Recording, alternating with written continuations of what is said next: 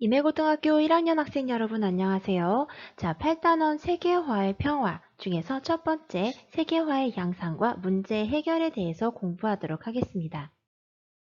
자, 우린 세계화에 대해서 굉장히 많이 들어봤는데요. 세계화는 우리들의 삶의 공간이 개별 국가의 국경을 넘어서서 전 지구로 확대되어 가는 현상을 이야기합니다. 이것은 교통, 통신 수단의 발달과 굉장히 밀접한 관련이 있는데요. 이 교통수단과 정보통신기술의 발달로 인해서 공간적 제약이 축소되고 시공간이 압축되게 됩니다. 결국 물리적 거리의 중요성이 약화되는 거죠. 또 세계무역기구, 즉 WTO의 등장에 따라서 자유무역이 확산되게 됩니다. 결국 국경의 의미가 약화되고 동질적인 문화 경관이 확산되는 등의 현상이 나타나게 되는 것이죠. 세계화와 동시에 지역화가 나타나게 되는데요. 지역의 생활 양식이나 사회, 문화, 경제 활동 등이 세계적인 차원에서 가치를 지니게 되는 현상을 우리가 지역화라고 이야기합니다. 세계화에 따라서 각 지역이 관계를 맺는 범위가 넓어지게 되는데요. 이때 특수한 지역적 요소들이 세계적으로 그 가치를 인정받게 되면서 지역이 부각되게 됩니다. 여러분은 클래식 음악을 생각하면 어느 곳이 떠오르나요? 네, 오스트리아 빈이 음악으로 굉장히 유명한 도시죠. 이렇게 한 지역이 부각되는 것이 바로 지역화입니다. 결국 세계화의 흐름 속에서 세계 각 지역은 지역 경제를 활성화시키고 경쟁력을 향상시키기 위해서 다양한 지역화 전략을 사용하게 됩니다. 자, 지리적 표시제는 특정 지역의 기후, 지형, 토양과 같은 지리적 특성을 반영한 우수 상품에 그 지역에서 생산 그리고 가공되었음을 증명하고 표시하는 제도입니다. 여러분은 쌀 하면 어떤 지역이 떠오르시나요? 뭐 이천 지역의 쌀 혹시 생각나시나요? 아무 지역에서 생산된 쌀을 전부 다 이천쌀이라고 이름 붙일 수는 없고요. 정말로 이천에서 생산된 좋은 상품의 쌀만 이천쌀이라고 이름을 붙이는 이런 것이 지리적 표시제의 대표적인 사례라고 볼 수 있습니다. 포도주로 유명한 보르도 지역, 또 커피로 유명한 콜롬비안 커피, 또 오렌지로 유명한 플로리다의 플로리다 오렌지 이런 것들이 대표적인 사례라고 할 수 있죠. 장소 마케팅은 지역의 특정 장소를 하나의 상품으로 인식하고 이 지역의 이름이 기업과 관광객에게 매력적으로 보일 수 있도록 지역 정보와 민간이 이미지와 시설을 개발하는 전략을 이야기합니다. 여러분은 동양의 진주 또는 동양의 나폴리라는 말을 들어보셨나요?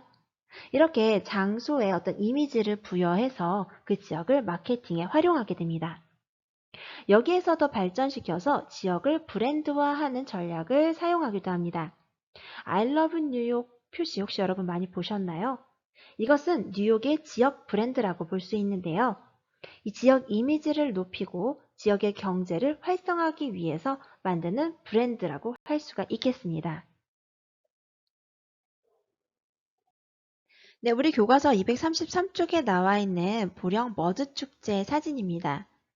충남 보령에서는 갯벌의 진흙을 이용한 머드 축제가 열리는데요. 매년 많은 외국인들이 이 축제에 참여하기 위해 보령을 방문하고 있죠. 선생님도 여기에 가봤는데요. 정말 외국인들이 많이 와 있더라고요.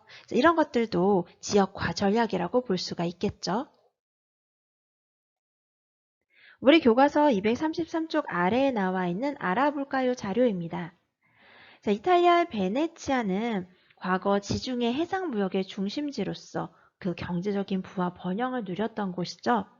과거에 있었던 전통 축제인 카니발을 대중적인 예술로 승화시켰고 또 배를 타고 목적지에 누가 먼저 도착하는가 그 시합을 벌인 데에서 유래한 레가타 축제를 지역 축제로 활성화시켰습니다. 결국 이런 베네치아의 축제는 지역적인 것을 세계적으로 그 가치를 인정받도록 노력한 지역화의 대표적인 사례라고 볼 수가 있겠습니다. 여러분도 세계적으로 유명한 축제 한번 생각해 보세요. 그리고 지역화와 세계화에 대해서 그 관계를 다시 한번 생각해 보면 좋겠습니다. 여러분은 가장 지역적인 것이 가장 세계적인 것이다 라는 말을 들어보신 적이 있으신가요? 이 말은 결국 이 세계화 시대에 우리가 가지고 있는 경쟁력을 어디에서 찾을 수 있는가? 바로 지역화 전략에서 찾을 수 있다라는 말과 일맥상통하는 것이 아닌가 하는 생각이 듭니다. 글로컬라이제이션은 바로 이러한 세계화와 지역화를 동시에 추구하는 전략이라고 볼 수가 있는데요. 세계화를 추구하면서도 각 지역이 고유한 의식, 그리고 문화, 그리고 기호, 그리고 행동 양식 등을 존중하는 전략을 이야기합니다. 이 글로컬라이제이션을 통해서 세계화와 지역화의 효과를 동시에 높일 수가 있겠죠. 세계화와 지역화 시대에 우리는 경제적이나 문화적으로 자립할 수 있는 여러 가지 여건을 조성을 해야 될 거예요. 그러기 위해서는 우리가 가지고 있는 경쟁력을 강화시켜야 되겠죠. 이런 과정에서 지역의 문화 보존을 통한 세계 문화의 다양성을 증진하는 것이 굉장히 좋은 방법이 아닐까 하는 생각이 듭니다. 세계화가 가속화되면서 세계는 경제적, 공간적, 문화적 측면 등에서 다양한 변화가 나타나고 있습니다. 우리는 교과서 232페이지에서 청바지의 생산에 대해서 조금 더 자세히 살펴볼게요. 우리가 자주 입는 청바지는 미국에서 입기 시작했지만 우리에게 일상적인 옷의 일부로 자리 잡은 지 오래됐죠. 자, 그런데 이 청바지를 어디에서 어떻게 만드는지 재료 생산지와 함께 살펴볼게요. 하나의 청바지가 여러 국가에서 여러 단계의 공정을 거쳐서 만들어지고 있는 모습을 볼 수가 있습니다. 그 재료나 아니면 바느질이 이루어지는 곳, 그리고 판매가 이루어지는 곳이 세계 여러 나라임을 알 수가 있습니다. 또 단순히 청바지뿐만이 아니라 핸드폰이나 아니면 안경의 소재로 활용되고 있는 티타늄은 미국, 러시아, 일본, 중국 등지에서 생산되고 있고 또 화장품에 들어가는 운모는 인도에서 생산되고 있어요. 결국 우리가 사용하고 있는 학용품 또는 먹고 마시는 음식 이런 것들을 살펴보면 하나의 상품에 굉장히 많은 국가들이 연관되어 있음을 알 수 있습니다. 앞에서 살펴보았던 것처럼 이렇게 많은 회사들이 노동, 자본, 경영 등의 생산 요소를 고려하여 기업의 관리, 연구, 생산 기능을 분리 배치하고 있습니다. 이것은 경영의 효율성을 높이고 이윤의 극대화를 추구하기 위한 한 방법인데요. 이런 회사를 다국적 기업이라고 이야기하죠. 다국적 기업은 세계 여러 국가의 자회사, 지점, 생산 공장 등을 두고 세계적인 규모로 생산과 판매 활동을 하는 기업을 이야기합니다. 주로 경영 기획이나 관리처럼 자본이나 우수 인력 확보가 용이한 곳에 입지하는 본사, 이런 것들은 주로 대도시에 입지하게 되죠. 주로 본국의 대도시에 입지하게 됩니다. 또 핵심 기술이나 디자인의 개발과 같은 것들은 대학이나 연구시설이 밀집한 곳, 그리고 쾌적한 연구 환경을 갖춘 선진국에 주로 입지하게 됩니다. 결국 본사와 연구 개발 시설, 이런 연구소들은 주로 선진국에 입지하는 것이죠. 그렇다면 생산 공장은 어떨까요? 생산 공장은 주로 저렴한 노동력이 풍부한 개발도상국에 입지하게 됩니다. 간혹 시장 확대를 목적으로 선진국에 입지하기도 합니다. 결국 이렇게 각 기능을 가장 잘 수행할 수 있는 지역에 자리를 잡게 하는 공간적 분업이 이루어지고 있는 것이죠. 이러한 다국적 기업의 공간적 분업이 어떤 영향을 주는지 본국과 투자 유치국으로 나누어서 살펴보겠습니다. 자, 본국은 국외에서 얻은 수익으로 또 본국에 또 다른 투자를 할 수가 있겠죠.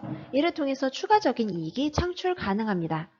하지만 생산 공장이 국외로 이전하게 되면서 그 지역에 이제 본국에 사는 사람들은 일자리를 잃게 되죠. 이로 인해서 실업률이 증가되게 되고요. 또 산업 공동화 현상이 발생하게 되는데요. 그래서 공동화 현상이라는 건 빈 곳이란 뜻이에요. 산업에 있어서 생산이라는 빈자리가 발생하게 된다는 거죠. 자, 투자 유치국은 어떨까요? 자, 투자 유치국은 고용 창출로 인한 경제 활성화에 영향이 있습니다. 즉 공장이 들어섬으로 인해서 많은 사람들이 직장을 갖게 되는 거죠. 또 기술이나 경영 기법을 습득할 수 있게 됩니다. 하지만 핵심 고급 기술은 사실 이전해 주지는 않죠. 자, 부정적인 영향 한번 살펴보겠습니다. 자, 다국적 기업의 본국에 대한 경제 의존도가 심화됩니다. 즉, 본국에서 요청하는 사항에 대해서 거절하기도 어렵고 또 그 본국의 경제 상황에 굉장히 많이 좌우될 수 있다는 거죠. 또 투자 유치국의 경제 규모가 작고 기술 수준이 낮은 산업은 경쟁력이 약화될 수 있습니다. 새로운 산업을 발전할 수 있는 기회를 빼앗기게 되는 거죠. 결국 이런 공장으로서의 역할만 수행하게 되면서 오히려 경쟁력이 약화될 수 있다는 부정적인 영향이 있을 수 있겠습니다. 자, 우리 교과서 234쪽 생각을 키우는 활동을 보면서 다국적 기업이 생산 공간을 어떻게 변화시키는지 알아보도록 하겠습니다. 네, 우리나라에 본사가 위치하고 있는 모습을 볼 수가 있네요. 자, 그럼 연구소는 어디 있는지 볼까요? 자, 연구소도 보니까 세계 여러 나라에 미국에도 있고요, 일본에도 있고요, 이렇게 유럽에도 위치하고 있는 모습을 볼 수가 있습니다. 자, 그럼 판매지사는 어디인지 볼까요? 판매지사. 네, 판매지사도 전 세계에 이렇게 흩어져 있는 모습을 볼 수가 있고요. 또 마지막 생산 공장 한번 볼까요? 자, 생산 공장도 굉장히 많은 국가에 이렇게 나타나고 있는 모습을 볼 수가 있습니다. 자, 최근에 이 땡땡전자의 생산 기지가 이동을 했다고 해요. 자, 어디에서 어디로 이동했나요? 네, 중국 텐진에 있던 곳, 그리고 우리나라 광주에 있던, 또 타이에 있던 생산 공장이 어디로 이동을 했어요? 네, 베트남으로 이동을 한 모습을 볼 수가 있네요. 자, 이렇게 베트남으로 이동한 이유가 무엇일까요? 이 자료의 1번, 자료에서 땡땡전자가 생산 거점을 베트남으로 집중시키는 이유를 한번 찾아볼까요?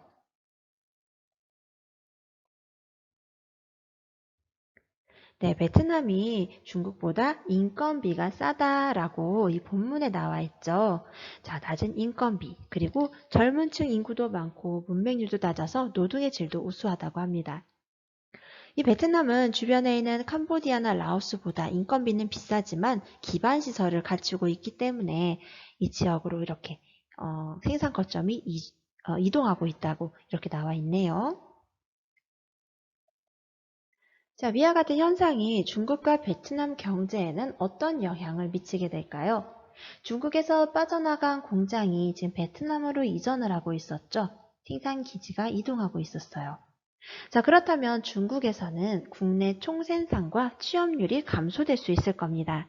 하지만 반대로 베트남에서는 국내 총생산과 취업률이 증가되는 등의 어떤 경제 활성화를 기대할 수 있게 되겠네요.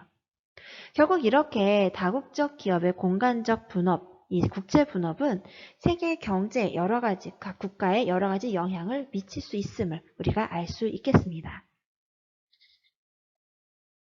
세계화에 따라서 지역 간의 교류와 협력이 강화되면서 전 세계적으로 중심지 역할을 하는 세계 도시들이 등장하게 됩니다. 이들 세계 도시에는 다국적 기업의 본사라든지 아니면 국제금융 업무지구, 또 생산자 서비스 기능 등이 집중하게 되는데요. 여기서 이야기하는 생산자 서비스라는 것은 상품의 생산 및 유통 과정에 필요한 서비스로서 주로 금융, 보험, 부동산, 회계 서비스, 연구 개발처럼 생산하는 회사의 입장에서 필요한 서비스들이 바로 여기에 해당이 된다라고 볼 수가 있겠습니다. 자, 세계 도시들은 어떤 역할을 담당하고 있을까요? 세계 경제의 의사 결정을 주도하고 또 세계 정부의 흐름을 주도하게 됩니다. 또 문화활동과 국제정치활동 등에서 중심지의 역할을 수행하고 있습니다. 이러한 세계 도시들 간에는 기능적으로 상호 유기적인 관계를 맺고 있음을 볼 수가 있습니다. 자, 화면에 보면 세계 도시의 위치들이 표시되어 있는데요. 최상위 세계 도시, 주요 세계 도시, 그리고 하위 세계 도시로 나누어져 있습니다. 주요 세계 도시는 상위 세계 도시라고도 이야기합니다. 자, 먼저 최상위 세계 도시에 해당하는 곳들을 볼까요? 그러니까 뉴욕, 런던, 그리고 도쿄가 최상위 세계 도시로 이렇게 표시가 되어 있네요. 주요 세계 도시와 하위 세계 도시는 학자에 따라서 또는 어떤 그 기준에 따라서 조금씩 다르게 나타납니다. 주로 시드니라든지 로스앤젤레스, 휴스턴, 멕시코 시티, 서울, 오사카, 홍콩 등등 많은 도시들이 주요 세계 도시 또는 하위 세계 도시의 역할을 수행하고 있음을 알 수가 있습니다. 자, 대표적인 세계 도시인 뉴욕에 대해서 한번 살펴볼게요. 우리 교과서 235페이지 지리 속의 사회에 나와 있어요. 자, 뉴욕은 세계 경제, 국제 정치, 그리고 문화의 중심지의 역할을 수행하고 있습니다. 뉴욕의 증권 거래소의 상황은 전 세계 경제에 큰 영향을 미치고 있다고 하네요. 또 뉴욕에는 국제연합본부가 있는데요. 여기에서 중요한 의사결정이 이루어지고 있죠. 뉴욕에서 열리는 뉴욕 패션 위크는 유명한 디자이너들의 패션 쇼가 진행되는 곳인데요. 이때 등장했던 옷이나 소품들도 전 세계 유행에 큰 영향을 미치고 있다고 합니다. 자, 세계화가 이루어지게 되면서 많은 국가들에게 영향을 주게 되는데요. 여기에서 많은 문제점도 발생하게 됩니다. 자, 첫 번째로 선진국과 개발도상국 간의 소득 격차가 확대된다는 걸 알 수가 있습니다. 세계화에 따라서 국가 간의 분업이 이루어지게 되면서 전 지구적으로는 부가 증대되고 있지만 그 증대된 부가 일부 국가에 집중되는 경우가 많습니다. 각 국가에서 생산되는 제품 또는 어떤 상품들의 부가가치를 살펴보면 선진국에서 주로 생산되는 것들은 부가가치가 높은 상품인 경우가 많은 반면에 개발도상국에서 생산되는 상품들은 그 부가가치가 크지 않은 경우가 많거든요. 또한 이런 빈부의 격차는 개별 국가 안에서도 심화되는 경향이 나타나고 있죠. 자, 이것을 해결하기 위해서 모든 국가의 경제적인 상황을 고려하는 방향으로 세계화가 진행이 돼야 되겠죠. 또 각국은 자신의 나라에 적합한 성장 동력을 발굴하여 자유 경쟁의 흐름에 대응할 수 있어야 되겠습니다. 또한 개발도상국의 경제적인 자립을 위해서 국제기구의 지원이 필요하고요. 또 선진국에서도 개발도상국에 투자를 하거나 아니면 기술을 이전하는 등의 그런 역할을 수행을 해야 되겠죠. 또 개발도상국 국가들 사이에서도 서로의 협력을 통해서 이런 빈부격차를 해결하기 위해 노력을 해야 할 것입니다. 문화에 있어서도 문화의 획일화 현상이 나타나게 됩니다. 세계화가 가속화되면서 세계 각국은 자신의 문화를 상품화해서 수출하고 있죠. 국가 간의 활발한 문화 교류로 인해서 세계의 다양한 문화를 손쉽게 접할 수 있게 되었지만 한편으로는 문화적 다양성을 해치는 결과가 일어나기도 합니다. 영어 사용이 확산되면서 영어를 제외한 다른 언어가 사라질 수 있다는 우려가 제기되기도 하고요. 또 미국의 할리우드 영화가 그 영향력을 확대하면서 그 외에 다른 영화들이 입지가 좁아지는 문화의 획일화가 진행이 되고 있는 거죠. 문화의 세계화에 따라서 한 지역의 문화적 특성이 다른 지역에서도 같게 나타나거나 아니면 유사하게 나타나는 이런 동질화 현상이 많이 나타나게 됩니다. 햄버거, 콜라, 패스트푸드 음식점, 커피 전문점 등이 그 대표적인 사례라고 할 수가 있겠죠. 자, 이것을 해결하기 위해서는 자문화의 정치성을 유지하기 위해서 많은 노력을 기울여야 할 거예요. 또한 외국 문화를 수용함에 있어서 능동적이고 주체적으로 수용하는 자세가 필요하겠습니다. 또한 보편윤리와 특수윤리 간의 갈등이 일어나게 됩니다. 세계화의 흐름 속에서 인간 존엄성의 존중이나 인권의 보장과 같은 보편윤리가 확산되게 되었죠. 하지만 각 사회가 처한 상황을 고려하지 않은 채 일방적으로 보편윤리를 강요하게 될 경우에는 보편윤리와 특수윤리 간의 충돌이 나타날 수 있습니다. 이것을 해결하기 위해서는 보편윤리를 존중하는 가운데에서도 각 사회의 특수윤리를 성찰할 수 있는 자세를 가져야 되겠습니다. 한 사회의 문화를 살펴볼 때 성찰하는 과정에서 그 사회 구성원의 입장에서 바라보고 이해하려는 태도도 중요하겠죠.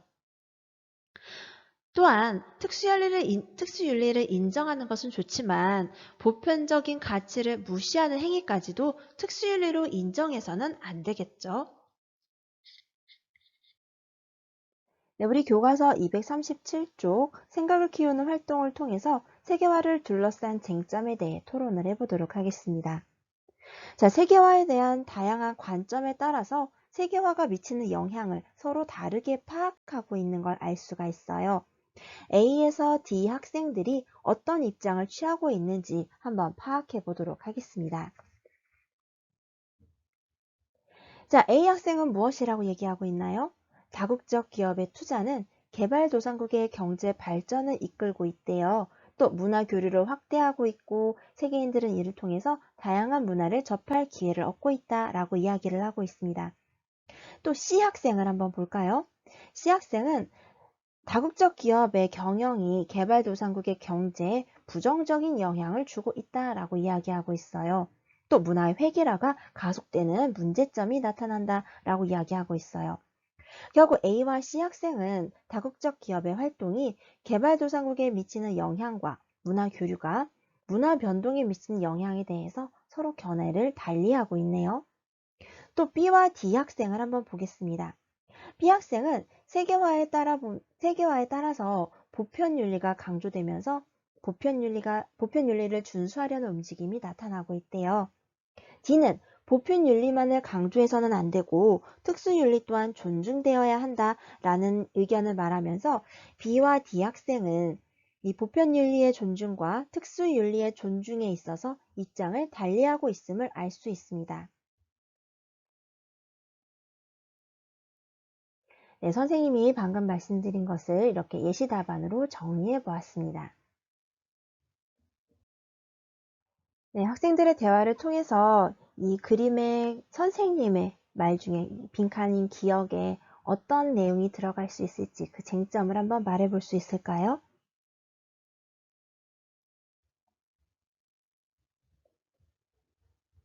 네, 예시 답안처럼 이런 내용들이 들어갈 수 있겠네요.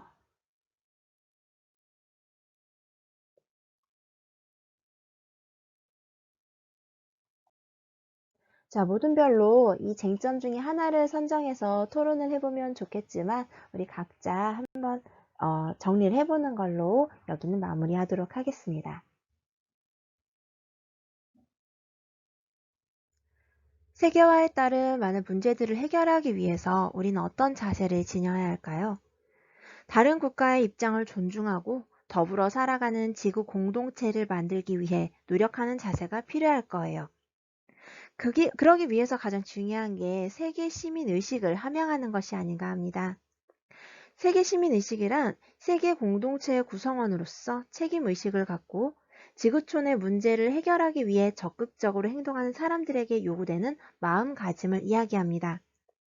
또한 선진국과 개발도상국 간의 불공정한 무역 구조로 인해서 발생하는 부의 편중, 환경 파괴, 노동력 착취 등의 문제를 해결하기 위해서 공정무역을 실시해야 할 것입니다. 공정무역이라는 것은 생산자의 노동에 정당한 대가를 지불하면서 소비자에게는 양질의 제품을 공급하는 윤리적인 무역을 이야기합니다. 이 공정무역 운동에 대해서 조금 자세하게 살펴보도록 하겠습니다.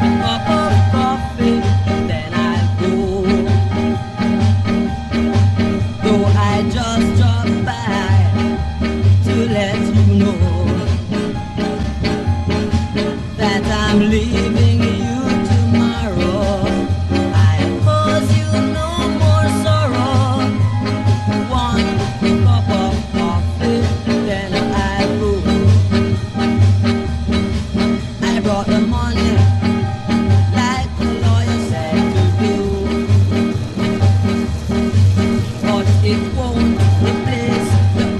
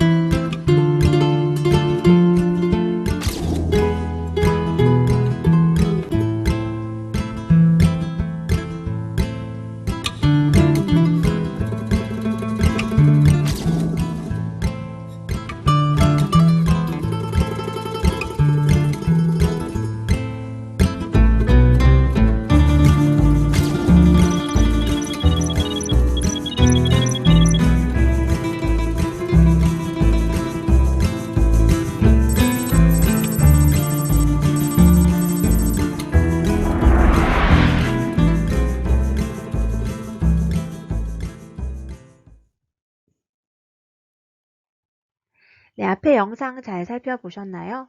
우리는 커피로 대표되는 사례를 살펴보았지만 카카오나 아니면 설탕을 만드는 사탕수수도 거의 비슷한 형태로 그 농업이 이루어지고 있죠. 우리 앞에서 플랜테이션 농업에 대해서 배웠죠. 선진국의 자본을 이용해서 후진국의 대규모로 그들의 노동력을 이용해서 단일 작물을 재배한다 배웠었는데 이때 키우는 물건 그 뭐죠? 농작물들이 뭐 이런 것들이라고 보시면 돼요. 그런데 문제는 환경을 파괴하고 또 노동력을 착취하면서 제대로 된 대가를 지불하지 않는 데에 있다는 거죠. 공정무역을 하게 되면은 생산 농가에 더 많은 이익이 돌아갈 수 있도록 유통을 단순화해서 상품을 만들게 됩니다. 여러분이 공정무역 제품을 구매하게 되면은 이 농가에게 많은 이익이 갈 수 있겠죠. 주로 무역 계약을 맺는 농가는 아동 노동 금지나 친환경 작물 재배 등을 약속하고 상품을 생산하기 때문에 소비자인 우리의 입장에서는 더 건강한 상품을 소비할 수 있다는 장점이 있습니다. 이렇게 공정무역은 여러분이 착한 소비 또는 윤리적 소비를 할 수 있도록 하는 방법이라고 볼 수가 있겠죠. 네, 이번 시간에 우리는 세계화의 양상과 문제 해결에 대해서 공부를 했고요. 다음 시간에는 국제사회의 모습과 평화의 중요성에 대해서 공부하도록 하겠습니다. 여러분 수고하셨어요.